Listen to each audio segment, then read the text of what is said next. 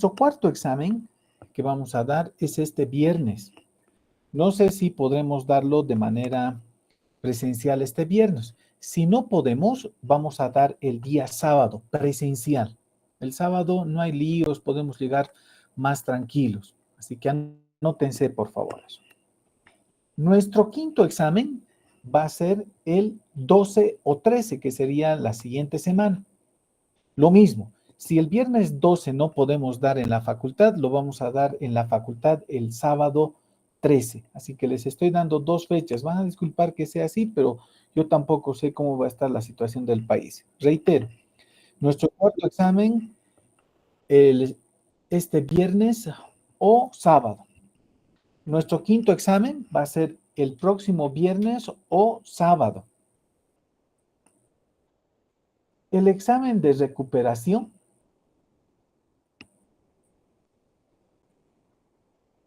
lo vamos a dar el viernes 19 o 20, otra vuelta siguiendo la misma línea.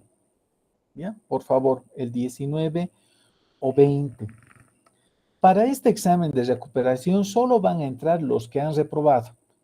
Solo los que han entrado a reprobar, y no se olviden que el examen que van a recuperar es solamente del examen, no es de las prácticas que hacemos en clases. O sea, esas sus notas se mantienen, solo va a reemplazar su nota de examen. Y bueno, ojalá nos permitan, esto sí, por favor, ya les estoy diciendo, el viernes 26, y eso ya es inamovible, porque es el último día para colocar notas, estaríamos dando el 2T.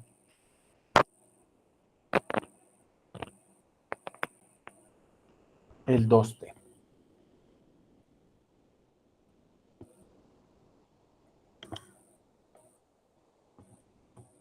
Ahora, la fecha de nuestra maqueta es un poco la que me preocupa, ¿no? Porque, ¿cuándo les había dicho que era la maqueta? El 24, Inge, de El junio. 24, correcto. El 24, ahora pónganse a pensar que el 24 no podemos ingresar a la facultad porque hay todavía los líos. Eso a mí me preocupa un poquitín, así que para todos, miren, les estoy avisando, algo vamos a tener que hacer entre el examen de recuperación, pero una fecha probable para la maqueta, que no habría otra, digamos, es el sábado 20. Si después ya está normalizado todo, nuestra maqueta va a ser el 24, como ya habíamos quedado.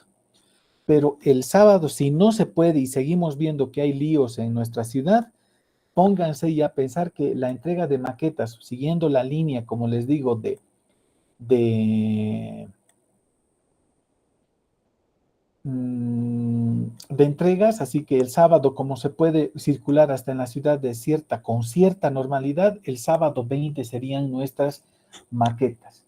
Y va a ser un día medio maratónico porque después nos quedaríamos, si quieren yo me voy a quedar nomás en la facultad, si tienen alguna clase, después de su clase vamos a dar nuestro examen de recuperación. Así que está medio arruinado esto de no pasar presencialmente, está complicando un poquito las cosas. Así que no sé si se han anotado todo lo que acabo de decirles.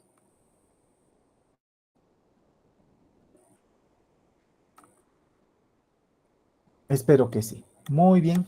Entonces, con las personas que me están colaborando, aunque es medio confuso lo que yo también les digo, por esto de la incertidumbre que tenemos, por favor, las personas que me están colaborando, vayan, transmítanles a sus compañeros que no vienen a clases y solamente se enteran todo a través de los chats. Bien, empezaremos con esta última parte que no es muy larga, como les digo, es cortita.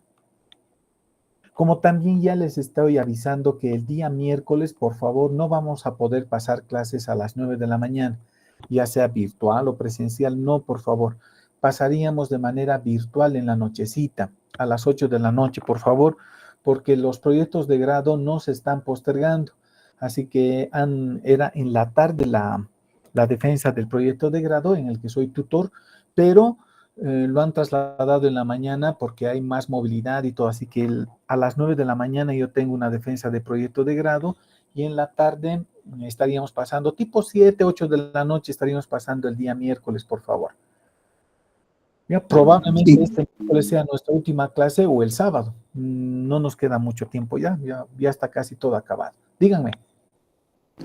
Inge, disculpe, nosotros tenemos clases de hormigón a esa hora, de 6 a 9, el miércoles.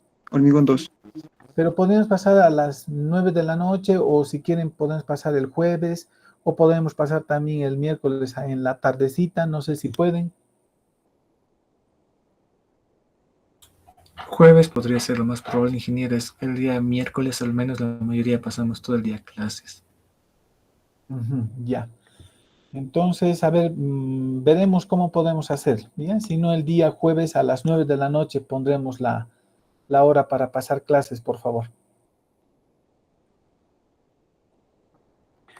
Bien, muchas gracias. Entonces, a ver, les voy a compartir mi pantalla ahora y hagamos la última parte de nuestra materia que en realidad yo la he empezado a implementar para que ustedes un poquito se puedan desempeñar de alguna manera en esto de lo que nosotros llamamos patología.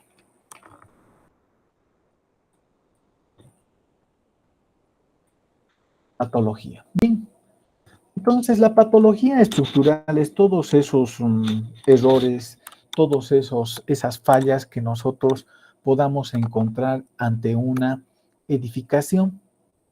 Pero uno de los primeros pasos que debemos hacer para diagnosticar esto se le llama justo una inspección preliminar. Así se le llama.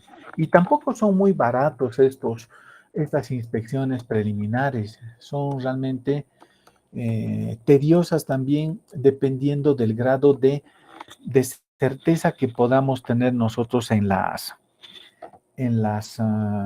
edificaciones que vamos a visitar.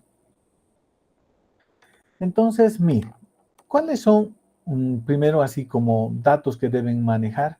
Primero, para hacer una inspección preliminar, deben definir un horario. Eso hay que definir un horario. Muy importante es esto de definir un horario. Definir un horario. ¿Por qué se debe definir un horario? Aquí les voy a decir. Como vamos a hacer un trabajo serio, solo de ejemplo les estoy poniendo, por ejemplo, yo podría ir los días, digamos, lunes a las 10 de la mañana, todos los lunes. Entonces, eso ustedes tienen que definir un día que siempre van a poder, el día y la hora. No es que un día sí, otro día no. No, tiene que ser definir un horario de visita. Y esta visita generalmente es larga y dependiendo de qué es lo que van a ver, se necesita ayuda de una u otra persona para hacer esto. Entonces, debemos definir nosotros un horario. Siguiente, debemos conocer la zona. Y eso no quiere decir que conozcan el lugar. Vamos a hablar de esto, ¿no? Conocer la zona. ¿Qué significa esto de conocer la zona? Significa para nosotros, por ejemplo, es ver el plano de la alcaldía de zonas rojas, de acuerdo al plano de falla que tiene la alcaldía. Tenemos que conocer eso. Si pertenece o no pertenece el lugar que vamos a realizar esta visita. ¿No? Eso es lo de nosotros, de nuestra parte. Cuando ya estamos hablando con los propietarios, miren, con los propietarios, tenemos que ver también algunos aspectos. ¿Qué deberíamos pedir? Por ejemplo, planos aprobados. Y cuando estamos hablando de planos aprobados, estamos hablando si tienen los arquitectónicos, si tienen los estructurales, si tienen los de instalaciones, principalmente. ¿Qué más necesitamos? Si han hecho estudio de suelos. Necesitamos eso. O sea, necesitamos ver si tienen un estudio de suelos. Entonces esto nos tiene que dar el propietario. Como también una reseña de las fallas en la vivienda o edificación. Eso debería hacer el propietario, darnos una reseña en realidad de qué es lo que realmente tiene problemas su estructura. ¿Ya? Cuando estamos hablando de esta reseña de fallas de la edificación, lo tenemos que dividir en dos. Entonces vamos a ver las fallas por mantenimiento y las otras, las fallas correctivas. Son fallas extraordinarias. Entonces tenemos dos tipos de fallas, las fallas por mantenimiento y las fallas correctivas. Entonces eso nosotros cuando vayamos a hacer una inspección debemos fijarnos esos detalles, ¿no? Si es una falla correctiva o simplemente es una falla de mantenimiento. O sea, debemos darnos cuenta de esos aspectos en realidad. ¿Ya? Hasta aquí. ¿Se está entendiendo lo que les estoy indicando? ¿Me pueden avisar, por favor?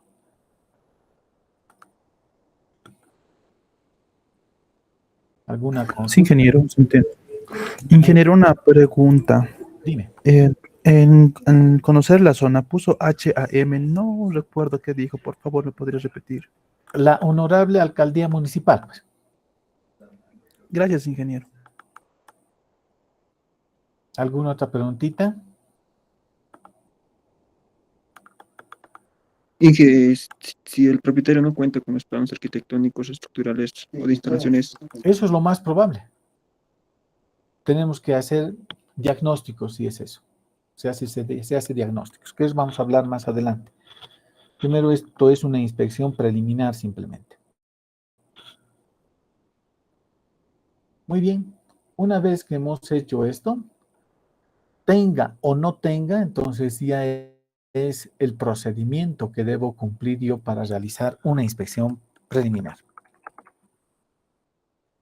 El procedimiento. A ver, ¿qué es lo que nosotros debemos hacer cuando vamos a hacer una inspección a una vivienda? Hemos dicho que era importante la hora y luego en un plano, miren, entonces aquí en este plano yo voy a definir el norte. Yo me voy a dibujar. Si no tuviese un plano arquitectónico del vecino, yo me dibujo o me hago fotocopiar si tiene esa partecita. Entonces yo me voy fijando dónde es dormitorios, dónde son los baños, o no sé, lo que ustedes deseen en realidad, ¿no? O sea, yo me voy fijando cada uno de los ambientes que tenga, ¿no? Pero siempre relacionados al norte, este, oeste o sur. Entonces, por ejemplo, aquí, si yo estoy inspeccionando, por ejemplo, este lugar, podría decir, por ejemplo, dormitorio, lado sur. Listo, ya sé que ese es el dormitorio lado sur. No sé qué será esto, digamos, pero aquí yo voy a poner lado oeste. Aquí voy a poner norte.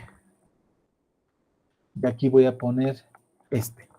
O sea, así me voy definiendo. Y si ya es un edificio, voy colocando el número de plantas para yo identificar el lugar. Pero eso es muy, muy importante en realidad. Muy importante. Entonces me voy definiendo en un planito lo que voy a visitar y esto tiene que estar bien escrito para nosotros para no después decir cómo era esto, dónde era esta falla, qué tengo que hacer, digamos, ¿no?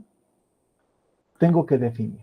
Entonces ahora miren, lo que hacemos es generalmente ver el tipo de falla. Entonces aquí el siguiente paso es el tipo de falla. Aquí tenemos diferentes tipos de falla, pero que se las divide principalmente en dos, en estructurales y en no estructurales. Cuando estamos hablando de estructurales, estamos hablando obviamente de la parte de hormigón armado, ¿no? Y de las no estructurales, ya revoques, pinturas, todo lo que no es estructural, ¿no? Y bien señalado. Generalmente en las estructurales que vemos, fisuras. Mientras que en las no estructurales que vamos a ver, principalmente manchas, eflorescencias, hongos.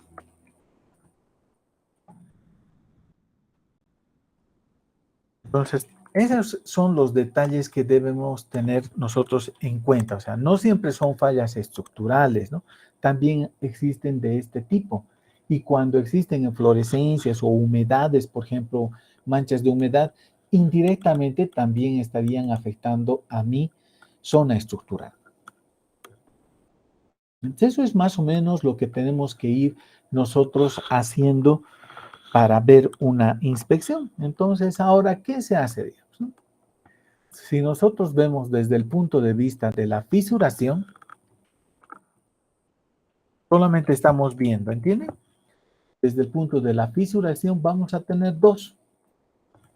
Una que es muerta, una fisura muerta, y otra que es una fisura viva.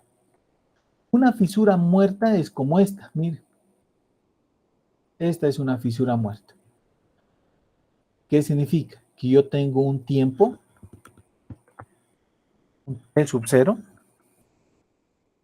y aquí un tiempo que puede ser generalmente un año, se le pone infinito, digamos, pero puede ser un año, y la fisura sigue siendo exactamente la misma. Exactamente la misma. No, ya, ni modo. Sigue siendo la misma, no ha cambiado. No ha cambiado la fisura. Sigue igualita. ¿Cuándo es una fisura viva? Entonces nosotros en un tiempo T0, nosotros podemos tener así, miren, en un tiempo T0,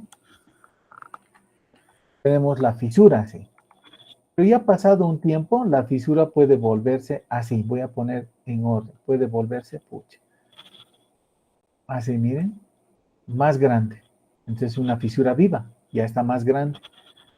Podemos tener una fisura del mismo tamaño que teníamos antes.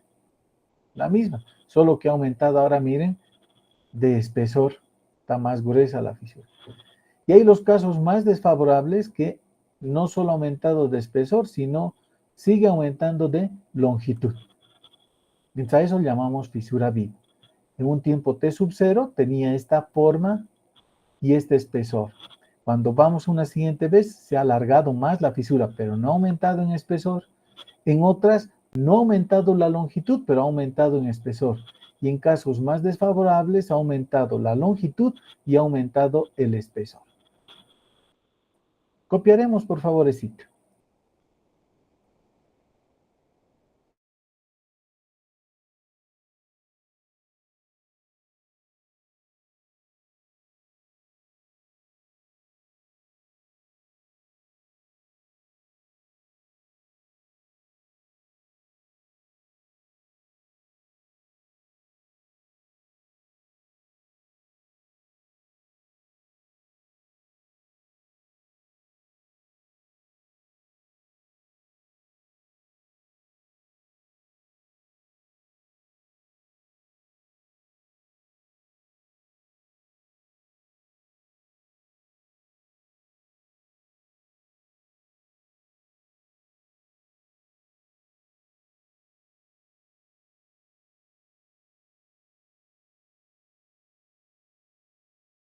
Ya está, ingeniero. Muy bien, muchas gracias. Entonces, cuando vamos a hacer una inspección, o sea, tenemos que ir con una planilla. Esto, por ejemplo, es un know-how de todos los patólogos en realidad. Cada patólogo cuando va y hace, y estamos hablando de fisuración, entonces primero se hacen como de este tipo. Miren, por eso es que se ve. A ver, fíjense. Vamos a ver la inspección. La inspección. ¿Qué voy a hacer? Agarro y hago, aquí está la fisura. ¿Listo? Entonces, ¿qué le voy a hacer yo a esta fisura? Mire, Lo que voy a hacer es medirle su espesor. Y puede ser cualitativamente, puede ser con el espesor de una minita, por ejemplo, de portaminas. Y voy a medir su longitud. Hago eso, ¿no? O sea, mido su espesor, mido su longitud, mido su espesor. Como también en algunos otros casos, también medimos, miren, su ángulo. O sea, medimos el ángulo que tiene la inclinación. O sea, eso medimos. Y lo anotamos en una planillita, ¿no? Nos anotamos de todas. Y ahí es donde yo voy a decir, estoy en el dormitorio lado sur, por ejemplo. Entonces, me fijo. Y en ese dormitorio ya voy dándole nombre a cada una de las paredes para mirarlo. Pero cuando estoy midiendo esto, no solamente se debe hacer eso. Se hacen dos cosas más cuando se hace inspección de fisuras.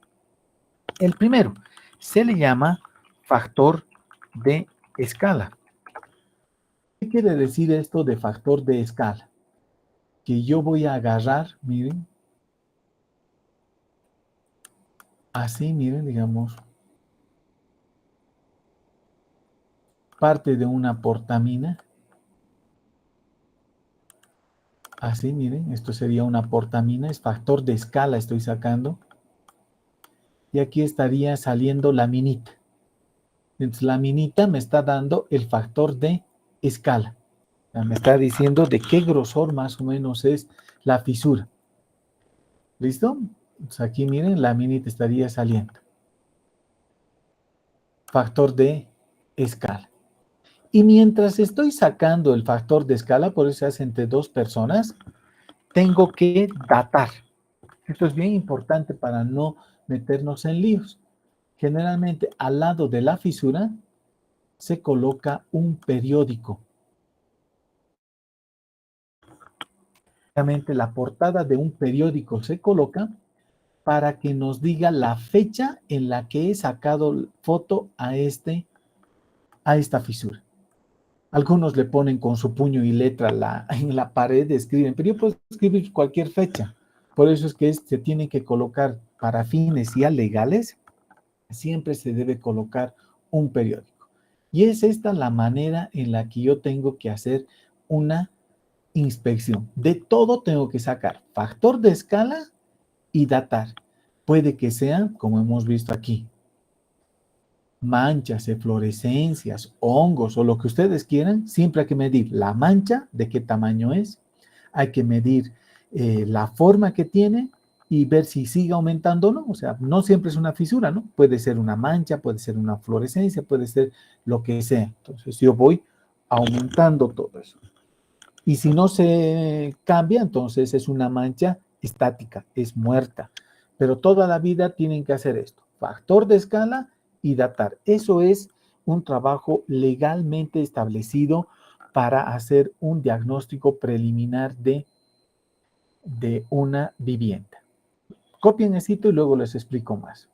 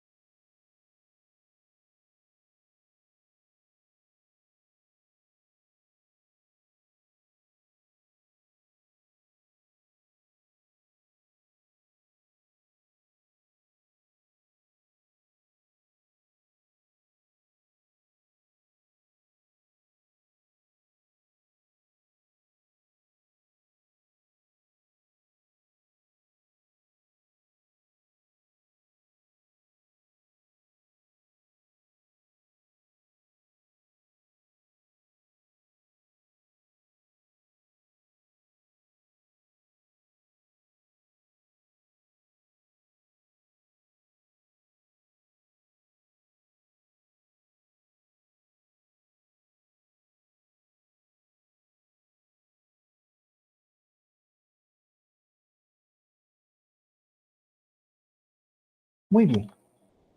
Entonces, miren, una vez que hemos hecho esto, entonces por eso es que había que definir aquí cuando les digo definir horario, porque una vez que hemos visto esto y dependiendo de la importancia, miren, entonces vamos a poner esto como subtítulo, digamos, la frecuencia.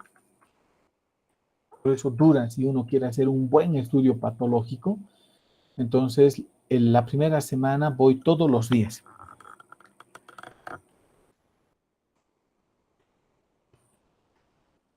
A la misma hora. Luego, si no pasa nada y la fisura está muerta, se va cada semana, el mismo día y misma hora.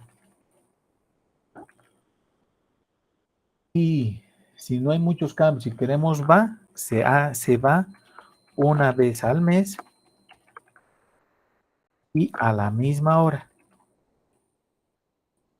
Y esto se hace hasta completar un año. Cuando tenemos tiempo, otros tenemos que actuar de manera inmediata, pero si tenemos tiempo se va un año. Por eso es que muchos de estos trabajos cuestan relativamente caro para los clientes, porque tenemos que ir periódicamente y hacer informes. Muchos de estos informes, jóvenes, esto les digo, ya se tiene como una base, por ejemplo, cuando ustedes ya salgan ingenieros en la sociedad de ingenieros y los juzgados piden los nombres de ingenieros que saben de patología. Entonces, a través de una orden judicial, un juez ordena que este ingeniero haga la inspección de un lugar. Y ahí no se puede uno negar, ¿no? Tú tienes que ir porque ya te lo ha mandado un juez. Entonces, todo el informe que van a hacer ustedes ya es un instrumento jurídico que puede ser ya para un juicio. Entonces, por eso es que los cursos de patología se van a dar cuenta cuando alguien quiera hacer, digamos, una maestría o algo de patología. La mitad del curso están entre ingenieros y arquitectos y la otra mitad son abogados para poder hacer los juicios para edificaciones mal hechas. Se hace así una inspección preliminar, o sea, es donde nosotros realmente vemos las fisuras, diagnosticamos si es una fisura por algún aspecto estructural. Me van a esperar ahora un minutito.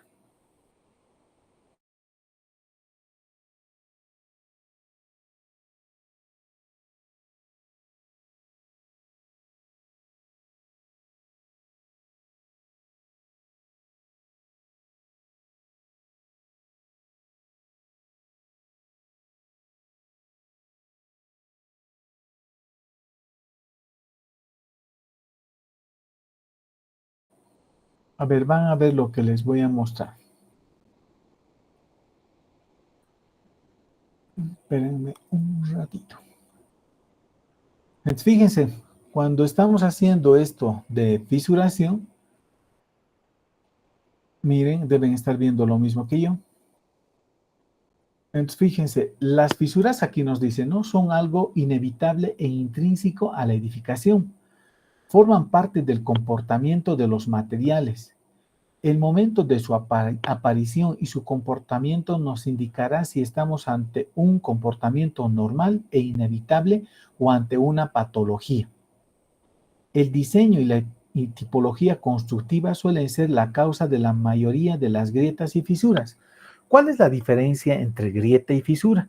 La diferencia está en que una grieta puede verse hasta el otro lado, mientras que una fisura solo se ve de un solo lado.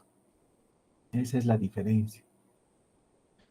Entonces, miren, ¿por qué aparecen esas fisuras? Cimentaciones incompatibles con el terreno, estudio geotécnico insuficiente, discontinuidades en el terreno, incompatibilidad de materiales, problemas de agarre, movimientos térmicos, soluciones constructivas inadecuadas, discontinuidades, inobservancia de las normativas de obligado cumplimiento, diseño y cálculo, programas informáticos mal usados, especialmente en el cálculo de muros de carga, relación de luces, cantos y forjados. Muchos solo calculan con un software, por ejemplo, el SAP 2000, pero no saben lo que están haciendo. Tienen que ver siempre la parte de deformación, no solo resistencia. Entonces, cuando tenemos desde el punto de vista de materiales, entonces vemos siempre la ley de Hooke, pensando que las deformaciones todavía tienen un comportamiento relativamente lineal, pero cada deformación tiene su propia formulita. Tenemos fisuras por orden térmico, miren, como lo que les estoy mostrando aquí, que se tienen desprendimientos por problemas térmicos, rajaduras cerca a las ventanas. Eso es inevitable. Y esto es lo más importante, miren. Cuando yo tengo un elemento a compresión axial, la fisura siempre es paralela a la carga. Miren, como estoy mostrando aquí, miren. Es una fisura por compresión. Miren cómo hay que apuntalar para que no falle. Cuando está a tracción, la fisura siempre es de este tipo. Así, una fisura perpendicular al eje del centro de gravedad. Cuando tenemos flexión, las fisuras son como las que les estoy mostrando aquí, pero que van hacia un punto casi común. Entonces, fíjense, aquí tenemos fallas por flexocompresión. Cuando tenemos cortante, miren, aparecen, miren, como aquí les estoy mostrando, en los extremos, justo donde el corte es mayor.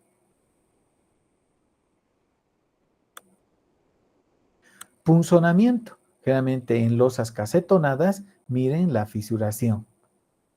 Es como a 45 grados.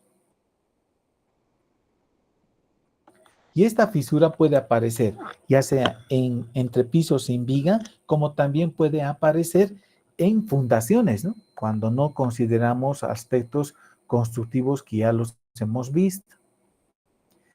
La torsión pueden ser en gradas, pueden ser en columnas con muchos voladizos. Muy importante. Miren, aquí tenemos el efecto torsionante. Entonces, miren en los aspectos, como les decía, tenemos que ver si la fisura se está abriendo o no, si aparecen múltiples fisuras, si tengo asentamientos como este tipo de arco o de punzonamiento.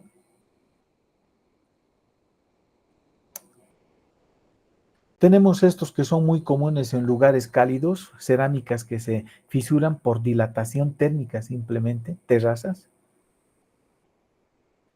Por malos apoyos, miren, cuando se tienen muchas excentricidades.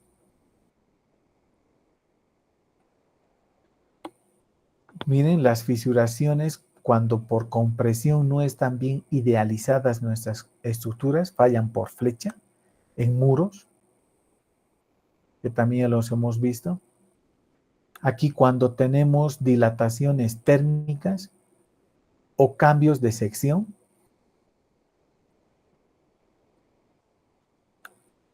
Y aquí son en entrepisos, como ya les he dicho, por mucha deformación que se tiene en longitudes muy grandes. Pues no es muy conveniente tener luces muy grandes. No siempre podemos controlar nosotros la deformación. Y como no podemos controlar la deformación, nos podemos meter en problemas. Miren, en muros y tabiques por diferentes situaciones, miren. Hay que ir conociéndolas. Y aquí se ve ya, ¿no? Uno de esos problemas de fisuraciones ya tan grandes en un edificio. Y eso es cuando los ingenieros solamente ven resistencia y no rigidez.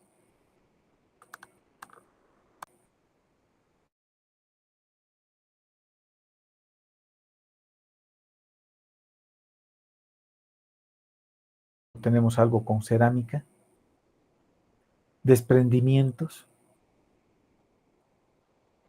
cuando colocan más las juntas constructivas. Y fíjense, la medición de las fisuras generalmente se lo hace con una plantilla de fisuras. Y es esta. Esto pueden conseguir en el internet, se ve con esto, las plantillas, el ancho de las fisuras. Y miren, se lo imprime en un acetato y se puede ver, miren, como estoy mostrando, medir el espesor de la fisuración. También pueden medir el ángulo, miren como aquí están midiendo, han medido seguramente primero la fisura y luego la pendiente de esta fisura. Entonces tenemos este tipo de fisuras, ¿no? Una fisura fina es de 1 centímetro, de media está entre 1 y 2 milímetros y el ancha ya es más de 2 milímetros. Entonces, eso serían nuestras fisuras. Entonces, la próxima clase que vamos a hacer, nos vamos a dedicar a ver unos videitos, sobre todo ya para hacer unos diagnósticos, ¿cómo les puedo decir? Ya de laboratorio, ¿no? Es como su compañero preguntaba, ¿y qué ocurre si no tenemos los fierros, entonces, o no tengo los planos? Entonces, nosotros siempre debemos buscar información y medir. Y si no tienen, por ejemplo, los planos, entonces se pueden hacer un relevamiento de toda la estructura para hacer el modelado, ¿no? De toda una estructura desde el punto de vista patológico. Miren, hemos hecho un montón de proyectos de grado y también ya a nivel profesional, digamos, por clientes, que se ha hecho ese tipo de diagnósticos, ¿no? De ver un edificio que no teníamos planos y hemos venido y hemos hecho el relevamiento. Hemos medido todo el edificio, hemos visto qué carga tenía y lo hemos diseñado. Y con ese diseño nosotros, tanto en fundaciones, vigas, columnas, escaleras, techo, todo, absolutamente todo, nos fijábamos qué fierro le habían colocado versus lo que había sido construido. Y ahí uno puede ver. Como también hemos hecho como 4 o 5 proyectos de grado de cómo reforzar, por ejemplo, muchos de sus compañeros han pedido eso, ¿no? Debo tener como 5 proyectos en la facultad de que han hecho el relevamiento de sus casas, hemos hecho todo lo que es patología, es carito, no les ha costado muy barato a sus compañeros, pero una vez que hemos hecho todo esto, hemos dicho en qué lugares reforzar para que ya la casa sea sismo resistente. Y obviamente hemos evaluado muchas casas para ver hasta qué grado de sismicidad puede soportar una vivienda. Entonces eso es lo que les voy a mostrar en esta parte de patología, ¿no? Si ustedes se han dado cuenta, lo que hemos hecho el día de hoy simplemente ha sido una inspección preliminar. Pero luego ahora tenemos que verlo desde 2 puntos de vista. Lo vamos a ver desde el punto de vista del hormigón y desde el punto de vista del acero. Entonces esos dos nos van a ayudar después a diagnosticar al edificio. Y nosotros sabemos que en hormigón manejamos mucho lo que son las deformaciones y todo lo demás, ¿no? O sea que eso es importante para todos nosotros en realidad, muy, muy importante. En siguiendo esa línea de estudio, en realidad, si ustedes se fijan, es pues mirar el comportamiento del hormigón, o sea, cómo se va a comportar el hormigón. Y me van a esperar un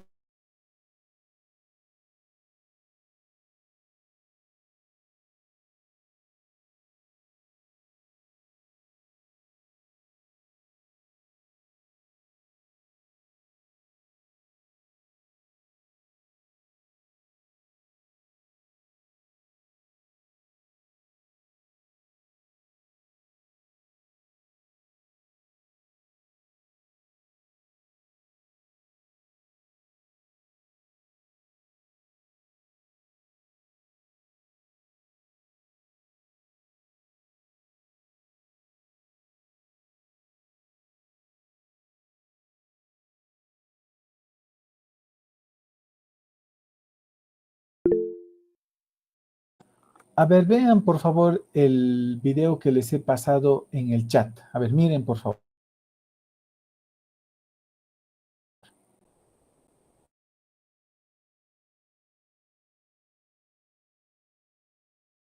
El martillo de rebote o esclerómetro es un aparato utilizado en evaluaciones de estructura de concreto para estimar la resistencia de un elemento constructivo por medio del índice de rebote. El martillo está equipado con un émbolo, el cual impacta un área específica y determina la dureza superficial del concreto mediante la energía residual del impacto. Antes de realizar el ensayo debemos conocer la ubicación de las barras de refuerzo, ya que necesitamos seleccionar puntos de impacto a una distancia mínima de 50 milímetros de ellas y de los bordes del elemento para no alterar los resultados. Para eso podemos utilizar un pachómetro o un ferroescan. El área de ensayo debe contar con un diámetro mínimo de 150 milímetros. Debe estar libre de defectos como hormigueros y texturas irregulares, y su contenido de humedad debe ser aproximado a la humedad de equilibrio. La carbonatación representa un problema para la toma de lecturas, pues aumenta la dureza superficial del concreto, falseando los datos. Una solución práctica es remover la capa superficial de carbonato, puliendo con una piedra abrasiva de carburo de silicio de grano medio, y verificar que encontramos una parte no carbonatada aplicando una solución de fenolftaleína que hace cambiar el color a rosa o magenta. Si la capa de carbonato es lo suficientemente profunda para no ser removida puliendo en pocas pasadas, se puede hacer el ensayo siempre que se utilicen los factores de corrección por carbonatación que suministra el fabricante del equipo. Para ejecutar el ensayo seleccionamos 10 puntos de impacto en el área de ensayo, según lo establece la ACTM C805, con una separación entre ellos de 25 milímetros. Luego colocamos el émbolo sobre el punto en posición perpendicular a la superficie y ejercemos presión a una velocidad moderada hasta que el martillo golpee. Si se utiliza un martillo análogo se debe mantener la presión después del impacto y oprimir el botón sobre el lado del aparato justo después del impacto para cerrar el émbolo en su posición retraída y tomar el valor Q de rebote.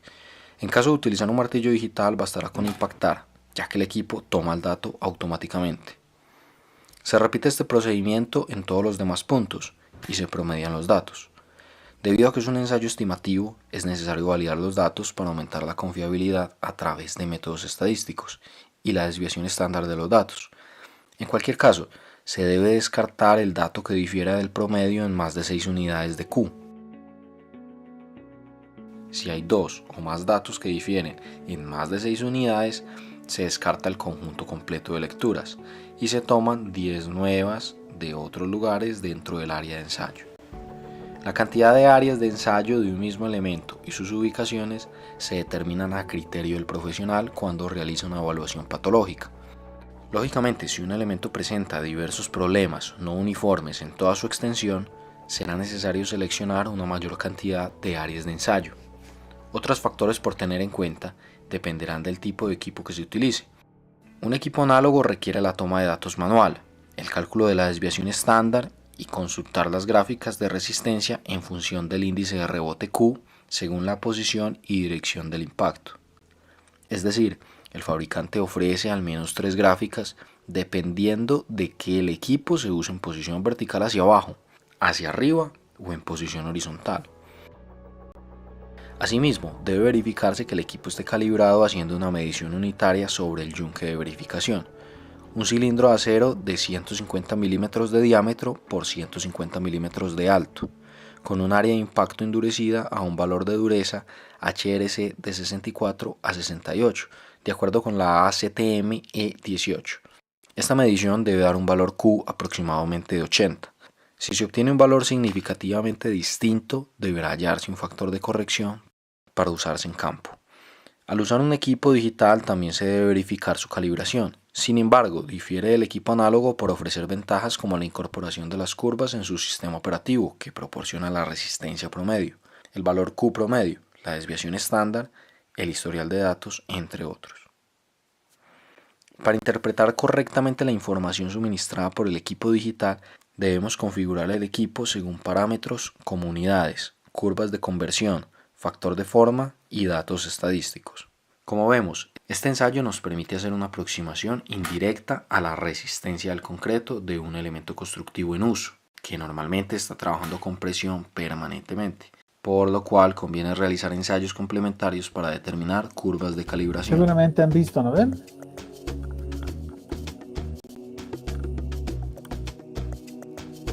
Muy bien, a ver, eso han debido hacer ustedes en sus materias de tecnología del hormigón, por ejemplo. Entonces, cuando yo estoy haciendo ya quiero medir en realidad a mi elemento, miren, ¿no? Entonces ya no es solamente es la inspección preliminar, sino también tengo ya que hacer algún tipo de laboratorio. Entonces, esto ya es una inspección más profunda.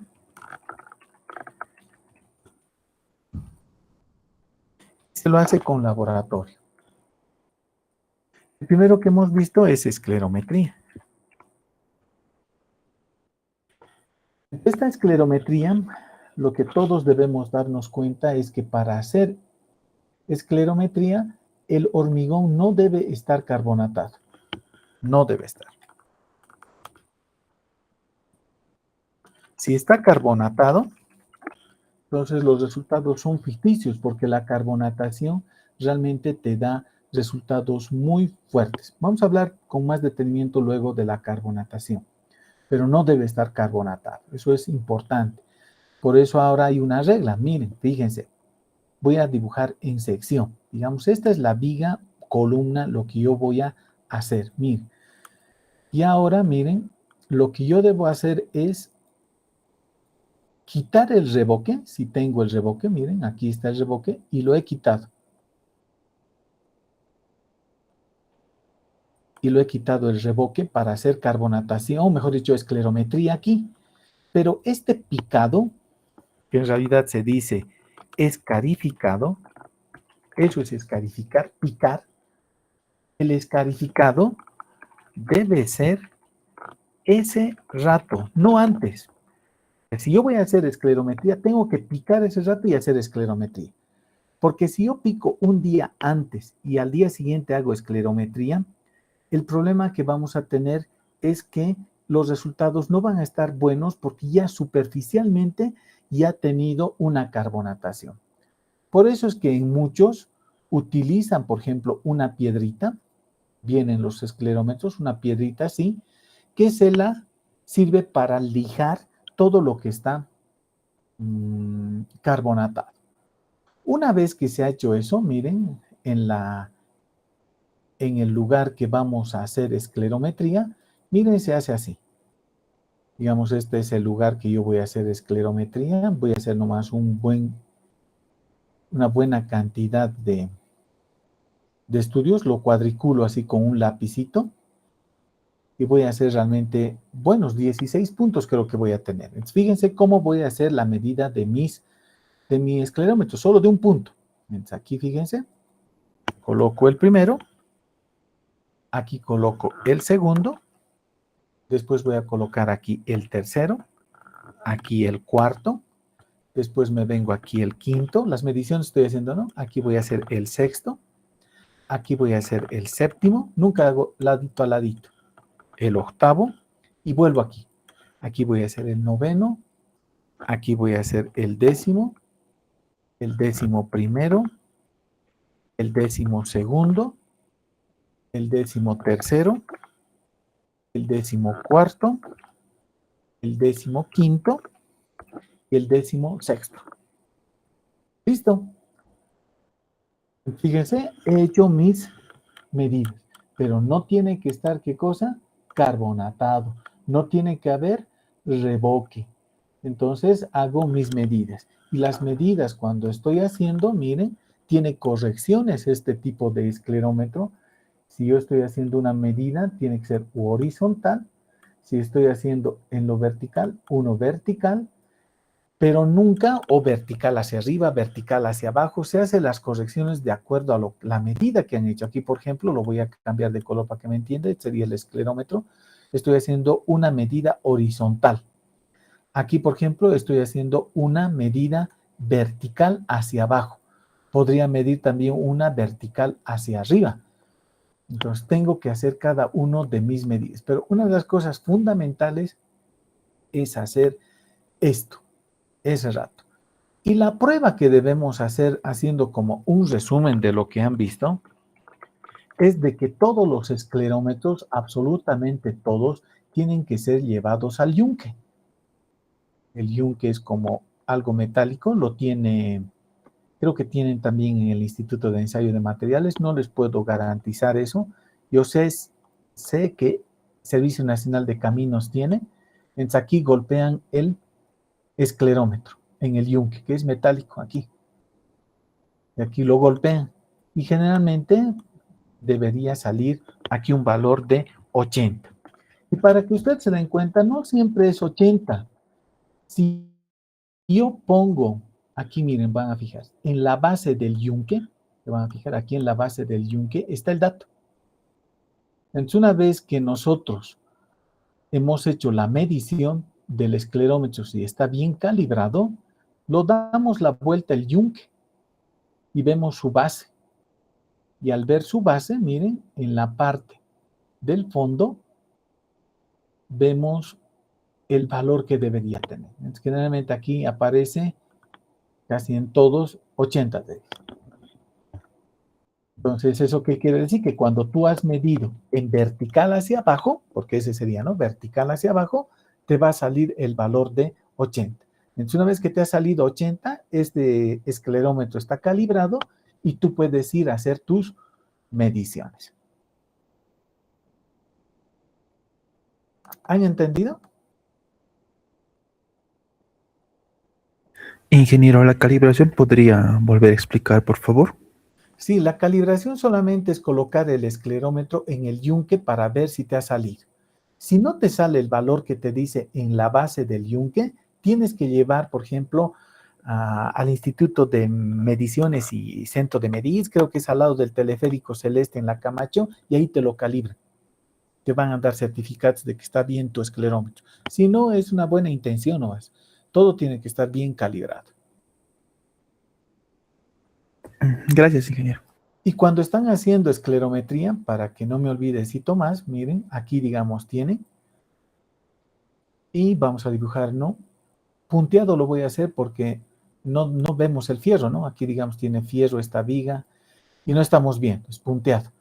Yo nunca tengo que hacer una medida de esclerómetro y aquí debo estar con los estribos, ¿entienden? Así debe ser esta viga. Entonces yo nunca, pero nunca, por eso hago yo pachometría, que vamos a ver también más adelante qué es la pachometría. Yo nunca debería hacer una medida donde llega el fierro. O sea, yo mis medidas de esclerómetro, donde voy a medir el esclerómetro, donde voy a apoyar el esclerómetro, tendría que ser esta área. Aquí, aquí, aquí voy a hacer las medidas. Pero nunca voy a hacer donde existe fierro, porque como hay fierro, el hormigón se vuelve más duro, es más duro, entonces les va a salir resistencias muy altas. Otra vuelta, un valor ficticio. ¿Me han comprendido? Sí, ingeniero. ¿Alguna preguntita, alguna consulta? Dije, disculpe, no sé si puede volver a explicar lo que es el factor de escala, por favor. El factor de escala.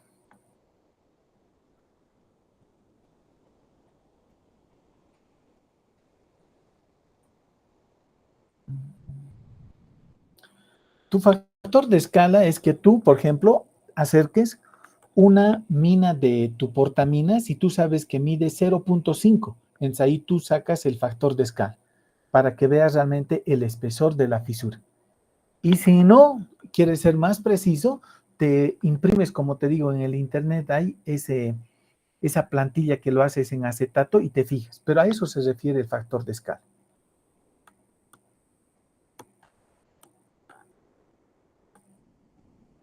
Está bien, Inge, gracias. Muy bien, jóvenes, entonces nos quedaremos aquí y nos vemos el día jueves.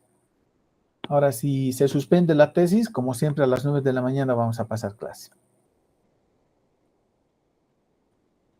Bien, muchas gracias, jóvenes, y nos vemos el día miércoles o el jueves. Hasta luego, jóvenes, muchas gracias.